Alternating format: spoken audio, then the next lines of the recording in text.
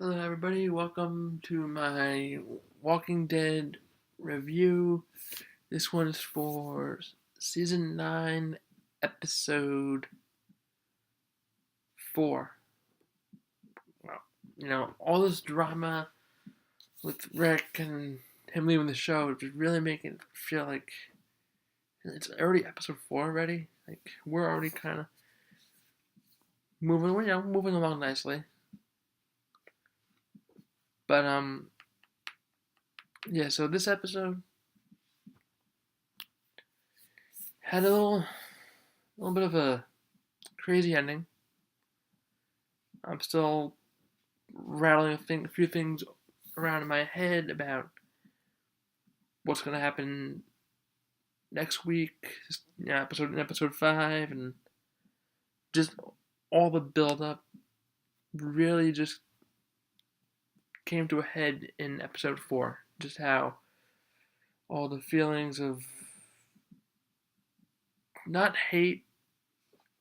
I I don't want to say what happened was out of like I hate you.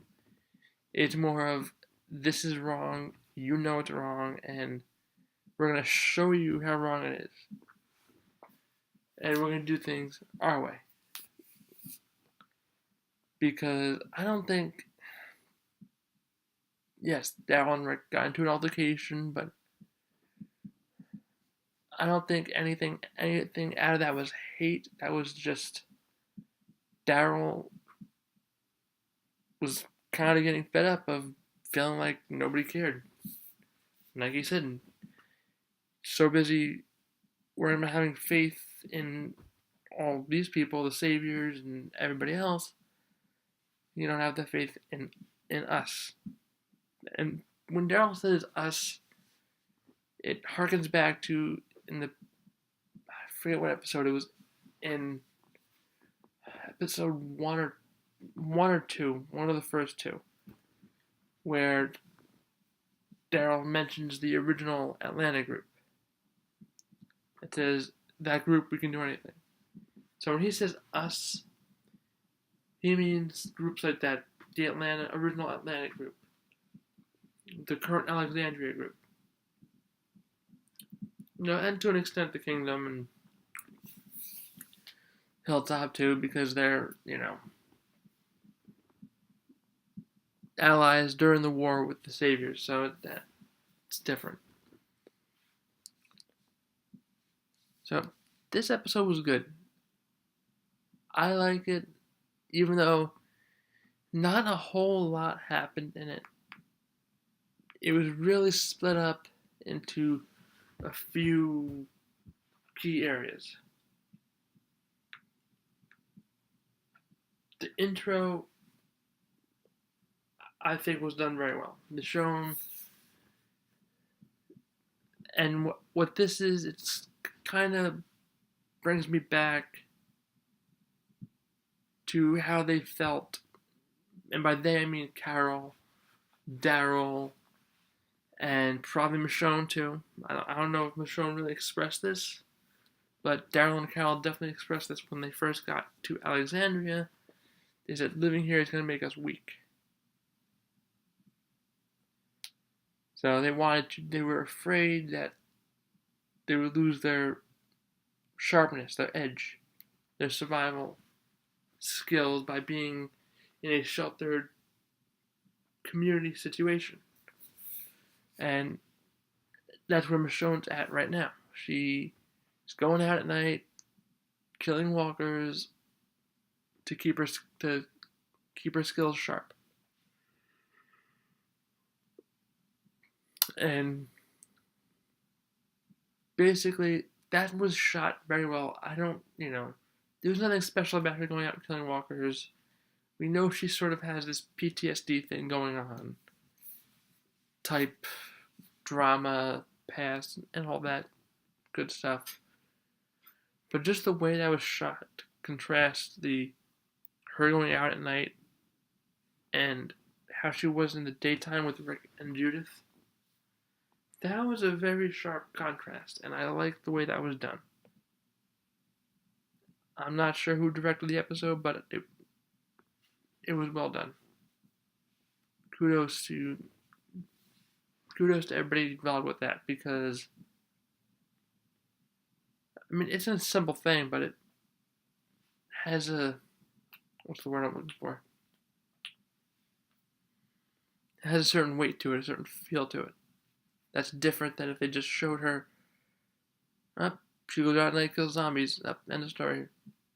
But they intertwined it with real, not real, with how she was during the daytime, playing, having fun, acting like things, like there is no apocalypse, basically.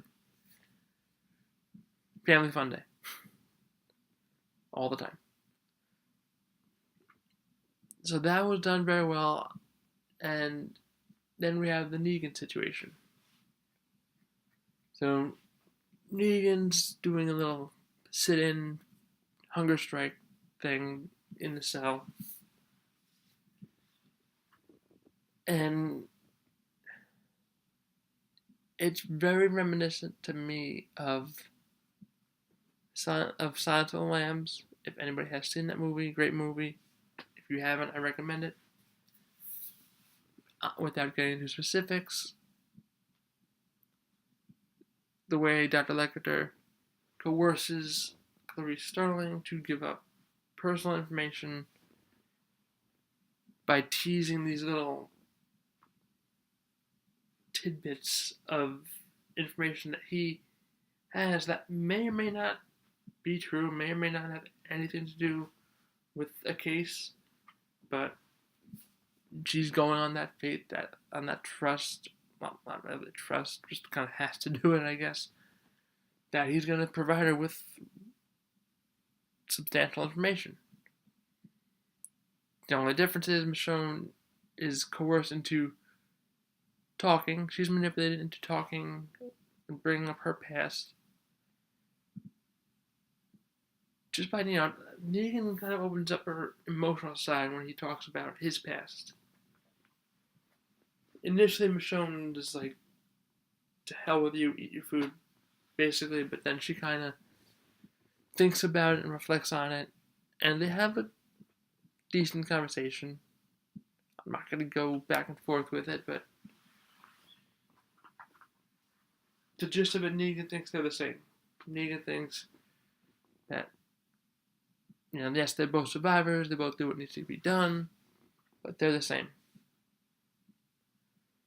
Michonne doesn't really think that,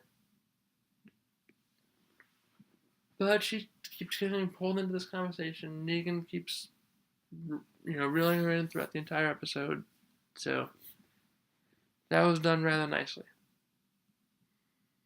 Forgive my bouncing around, I'm just going from topic to topic. I'm not going to keep talking about Negan, then Rick, then Negan, then Rick. I'm not going to go back and forth.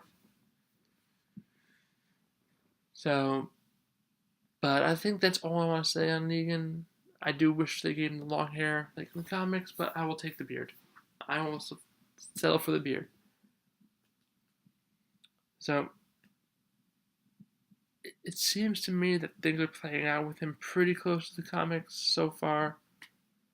Rick is really the primary one that talks to him in the comics, but with Rick no longer going to be on the show, they're going to have to, to keep Jeffrey Dean Morgan in the show, somebody's going to have to visit him, every so often. Doesn't have to be every episode. He's not going to be in every single episode.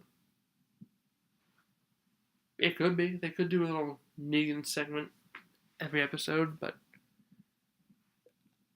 I think they would only do that if it really served the story. They wouldn't just do it for the sake of doing it. But enough on Negan. As much as I like to talk about Negan, and I think he's a great character, we're going to move on to the camp. So, the basic gist of Eugene's little spiel is the bridge is not going to hold. They had to stop construction on it. So, it obviously can't support weight.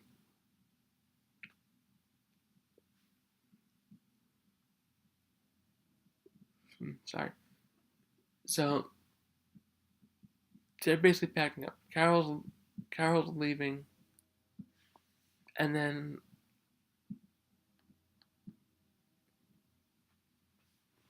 Rick gets the alert from the relay that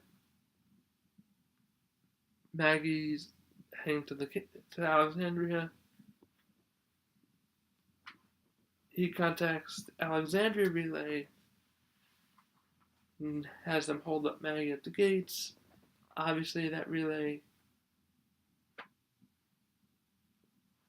was working with Daryl, and Maggie.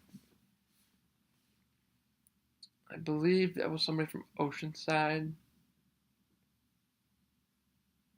Yeah, I believe that was someone from Oceanside, if I remember correctly. I forget her name. But anyway, Rick is gonna go. Daryl offers to take him. It's obviously a trap. He just takes him way out there to distract him. Rick realizes it, makes Daryl pull over. Daryl throws the bike down. They get into a fight, and they tumble into this pit that they were alluding to earlier, and eventually Walker's fallen. But while all this is happening, mind you, saviors who were being escorted back to the sanctuary by Alden, they clocked him, took his weapon, and came back to the camp to take weapons. Gunfight ensues. Horse gets away. Bat throws the walkers. They start falling into the pit. Falling into the pit. Any Parks and Rec fans will get that little reference. Anyway, so they fall into the pit. They're still kind of arguing, bickering, but they eventually somewhat come to terms because they kind of have to. They have to work together to fight the walkers off. They have to get out of there. That was a cool scene. That scene was done well, and I thought it was a pretty cool scene.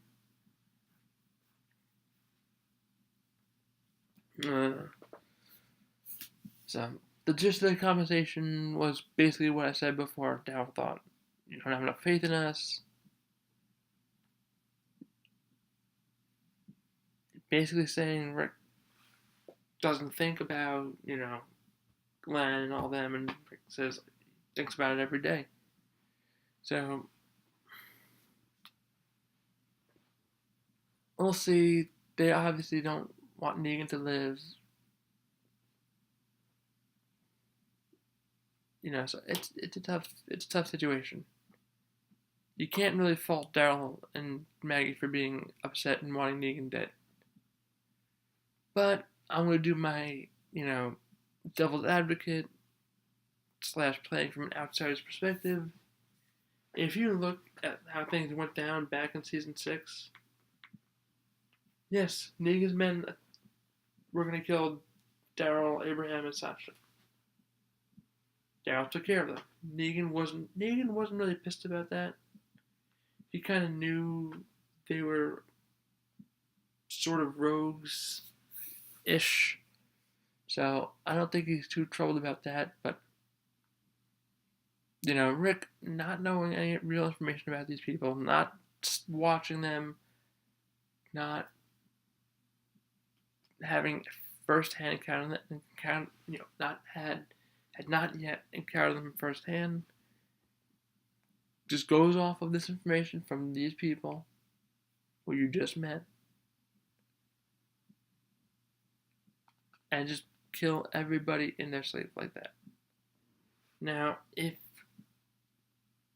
Negan and his men have done that to people at Alexandria and the Hilltop, Rick would have executed all of them.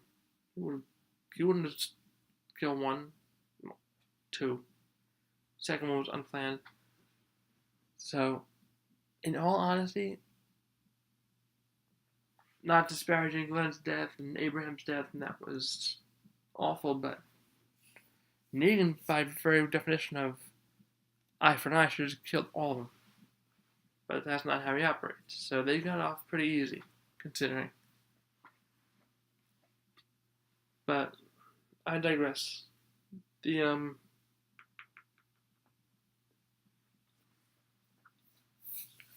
So they get out of the pit. They start fighting off walkers. They get to the road, and the whole herd's there. Then here comes this horse that got startled off out of nowhere, and Rick gets on it. He's gonna lead the herd away. Daryl's like, no, you're not gonna do that. So now Daryl and him are brothers again, which Rick called him that again for the second time. Rick's gonna really try and lead them away from the camp and away to safety. Daryl says to be safe, and of course, in a TV show or movie, that never ends well. So Rick leads the herd away. He gets to crossroads, bumps into another one. Horse gets spooked, and he gets thrown off, and he's impaled on a rebar. An extremely rusty rebar at that. So, the only thing out of that is really pointing towards Rick's death is how rusty that is. If that's clean, I'm not an expert, but it seems like he can survive that. But who knows? I'll save that for the predictions video because I really only have that one prediction for this upcoming episode. So if that happens, camera pans out, end of the episode. So I am going to give this one a 10. I thought it was very well done. Yes, it was a little dramatic, but still very well done. And Walker Kill of the Week, I'm just going to give it to Rick and Daryl. That's the only substantial Walker kills that took place. And top 5 moments. 5 was the Saviors returning and getting into a gunfight. 4 is Michonne and Negan. 3 is Daryl sabotaging Rick and the relay. 2, Rick and Daryl fighting and then coming to terms with everything. And then 1, the end, Rick being thrown off his horse and onto a rusty rebar. And, man, that's going to do it for this episode, and I'll see you in my predictions video. So, hope everybody had a very nice and safe Halloween for those who celebrate. You know, it's candy. Who doesn't partake a little bit, honestly? But, hope everybody enjoyed and you're responsible with the candy you got, if you got any. And yeah, I didn't do a Halloween video this year. I was going to, but I just couldn't get around to it. I was the Joker, but I just couldn't get around to doing it this year. So that's going to be it for this video. I will catch you guys and gals later in the predictions video. Deuces.